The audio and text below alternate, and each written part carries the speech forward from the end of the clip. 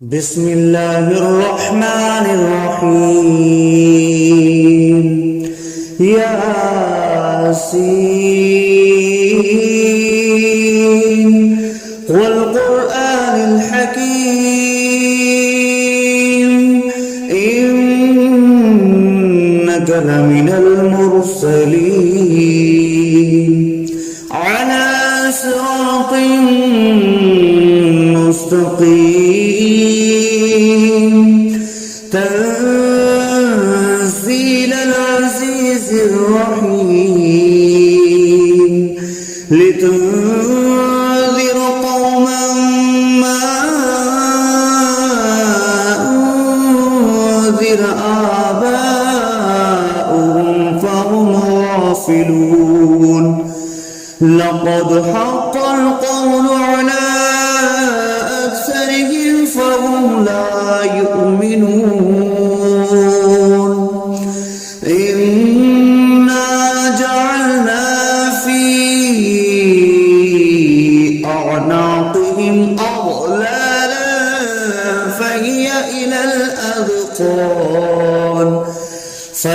إلى الأذقان فهم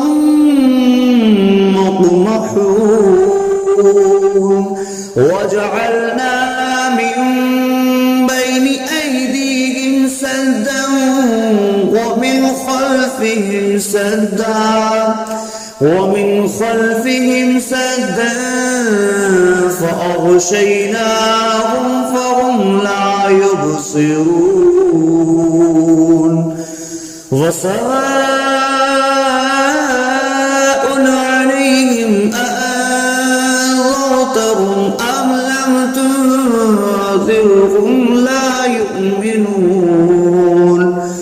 إنما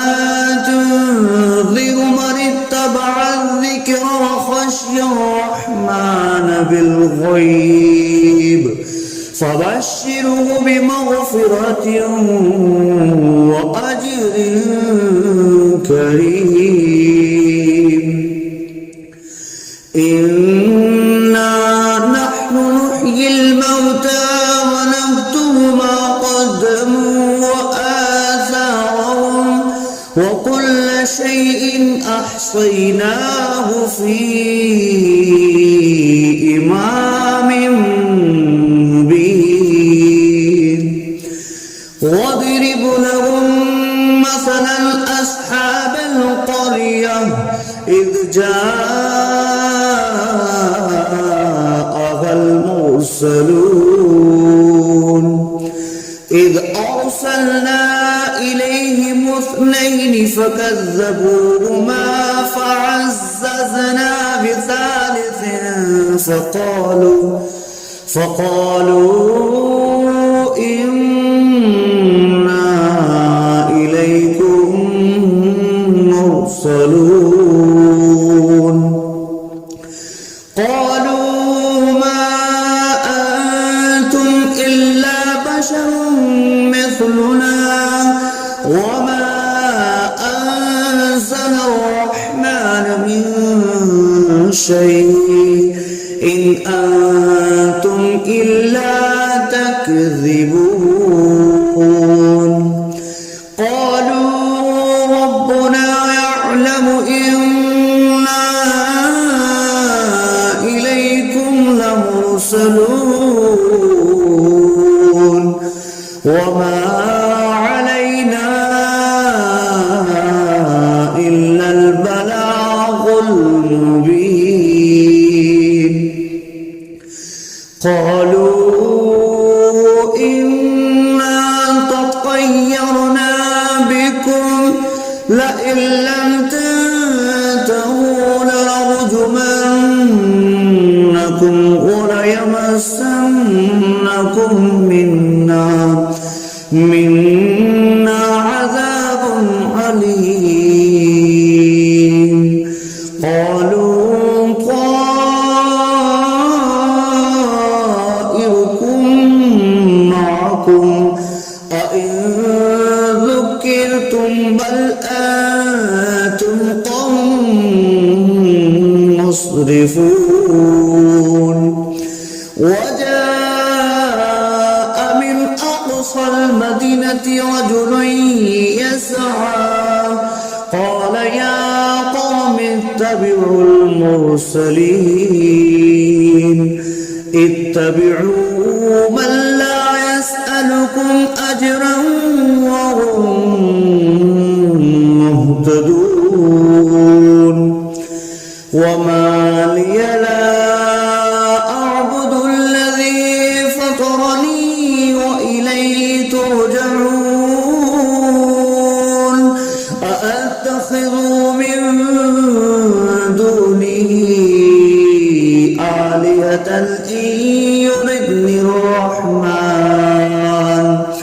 إن يردني الرحمن بضر لا تغن عني شفاعتهم شيئا ولا ينقذون إني إذا لفي ضلال مبين إني آمنت بربكم فاسمعون قيل ادخل الجنة قال يا ليت قومي يعلمون بما غفر لي ربي وجعلني من المكرمين وما أنزلنا على قومه من بعده من جند من السماء وما كنا منزلين إن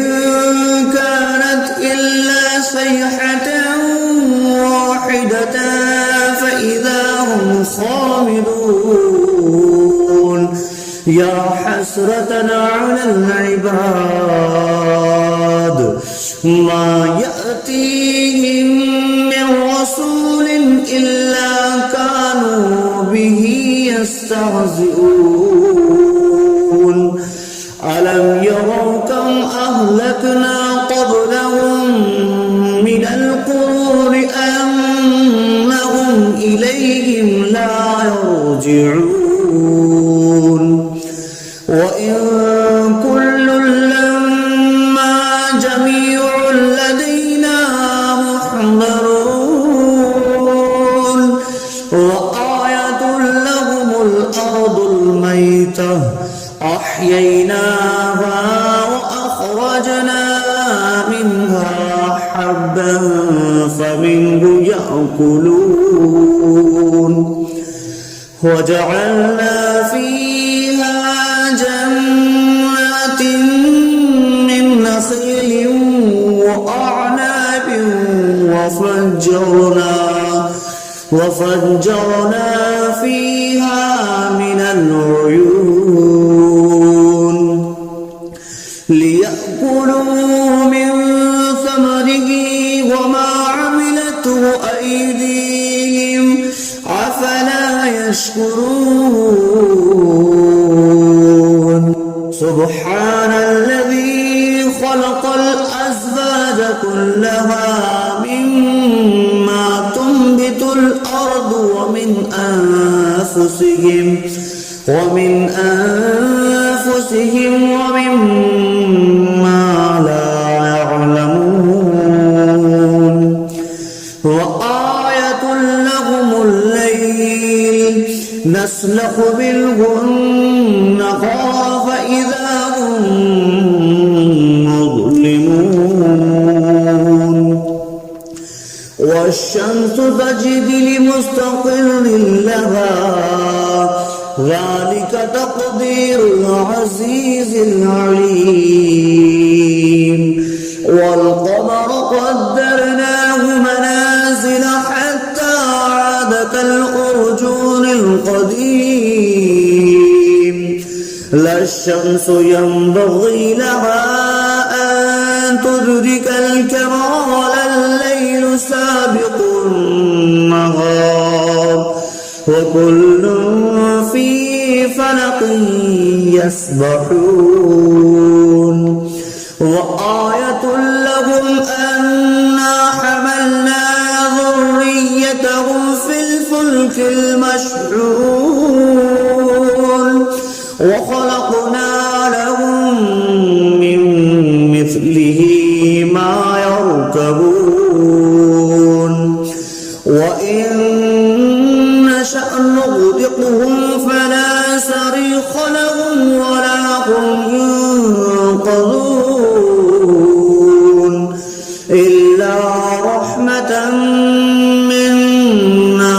ومتاعا إلى حين وإذا قيل لهم اتقوا ما بين أيديكم وما خلفكم لعلكم ترحمون وما تأتيهم من آية من آيات ربهم إلا كانوا عنها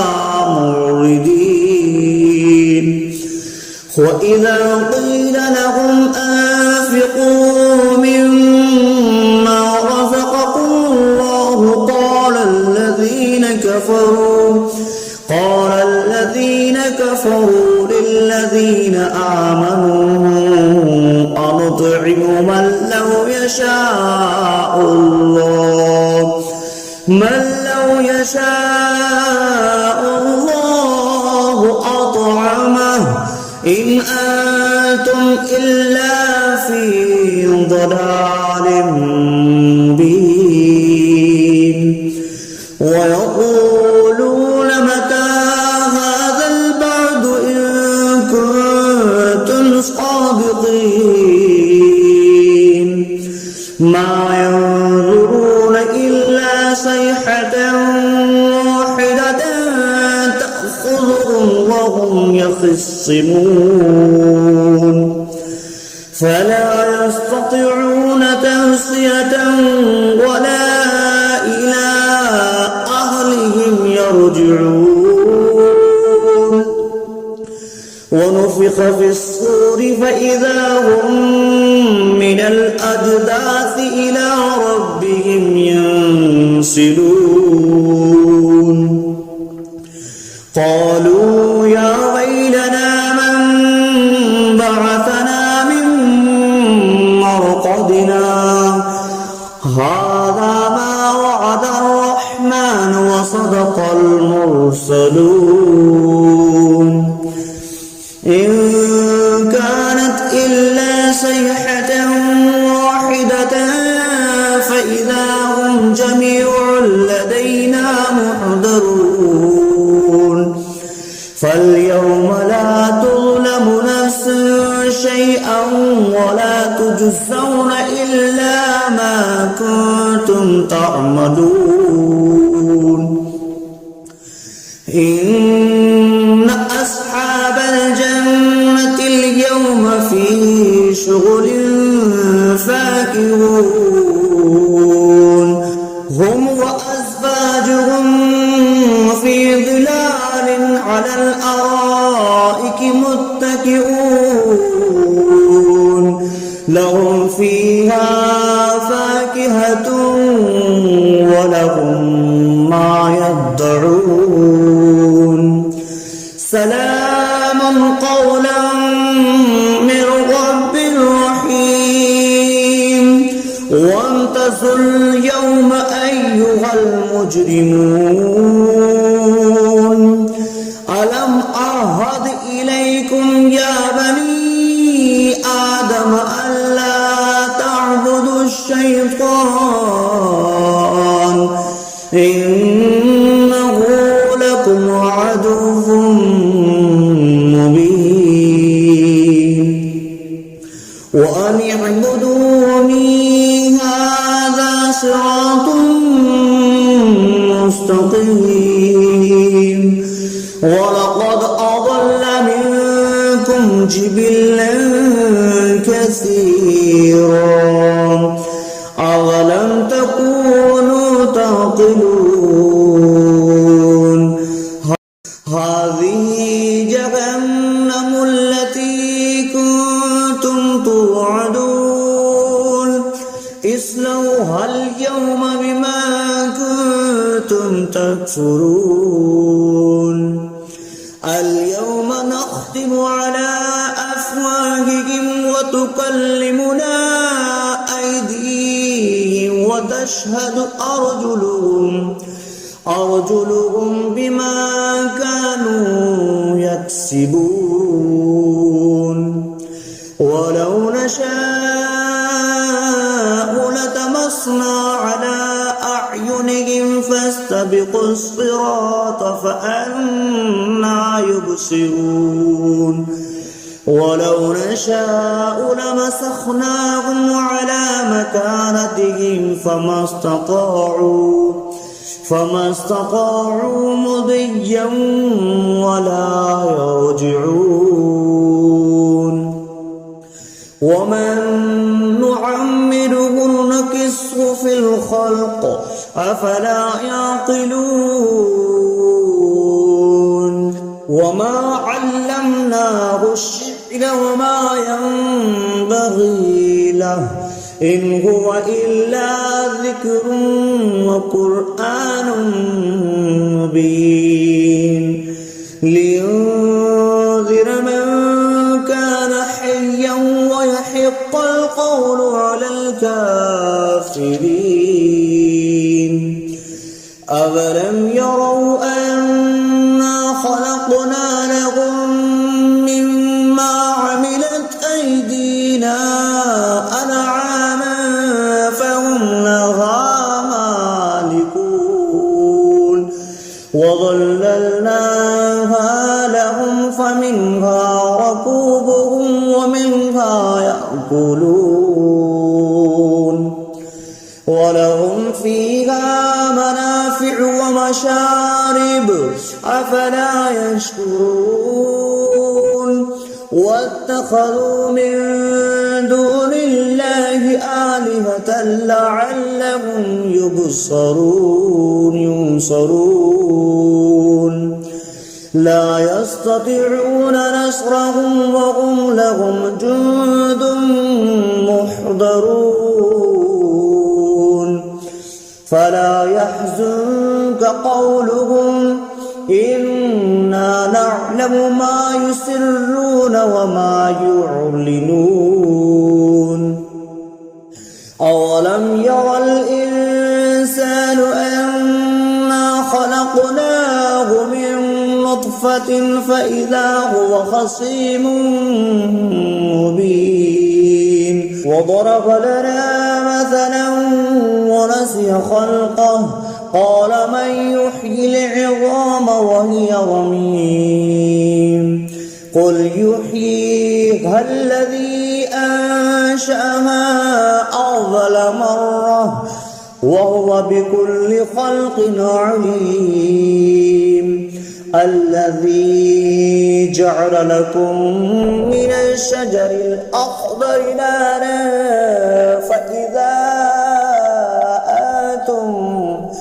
فإذا أنتم منه توقدون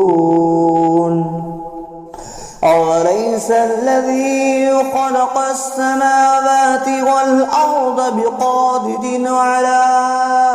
أن يخلق مثلهم بلى وهو الخلاق العليم إنما أمره إذا أراد شيئا أن يقول له كن فيكون فسبحان الذي بيده ملكوت كل شيء وإليه ترجعون بسم الله الرحمن الرحيم الرحمن علم القرآن خلق الإنسان علمه البيان الشمس والقمر بحسبان والنجم والشجر يسجدان والسماء رفعها ووضع الميزان ألا تطغوا في الميزان وأقيموا الوزن بالقسط ولا تخسروا الميزان والأرض وضعها للأنام فيها فاكهة والنخل ذات الأكمام والحب ذو العصف والريحان فبأي آلاء ربكما تكذبان خلق الإنسان من صلصال كالفخار وخلق الجان من مارج من نار فبأي آلاء ربكما تكذبان رب المشرقين ورب المغربين فبأي آلاء ربكما تكذبان مرج البحرين يلتقيان بينهما برزخ لا يبغيان فبأي آلاء ربكما تكذبان يخرج منهما اللؤلؤ والمرجان فبأي آلاء ربكما تكذبان وله الجوار المنشآت في البحر كالأعلام فبأي آلاء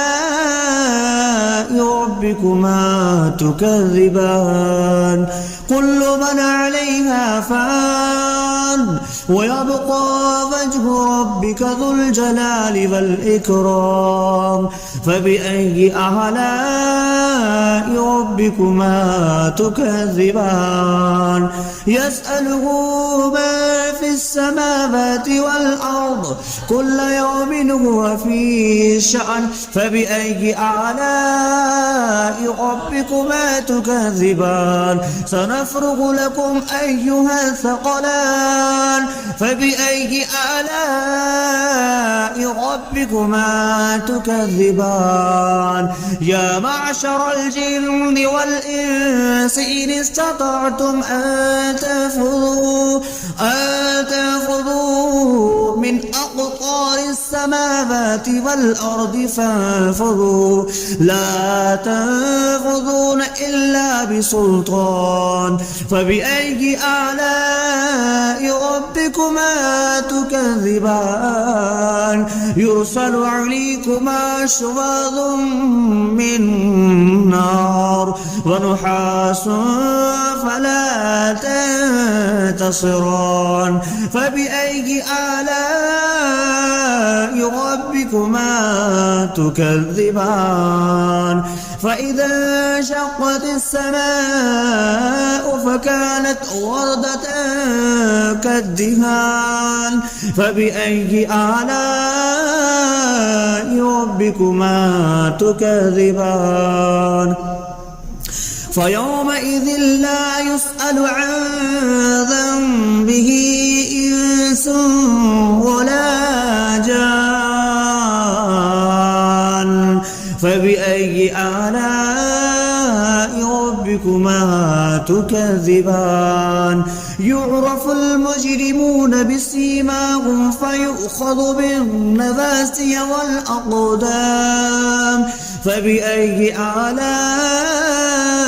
ربكما تكذبان هذه جهنم التي يكذب بها المجرمون يطوفون بينها وبين حميم آن فبأي آلاء ربكما تكذبان ولمن خاف مقام ربه جنتان فبأي آلاء ربكما تكذبان ذواتا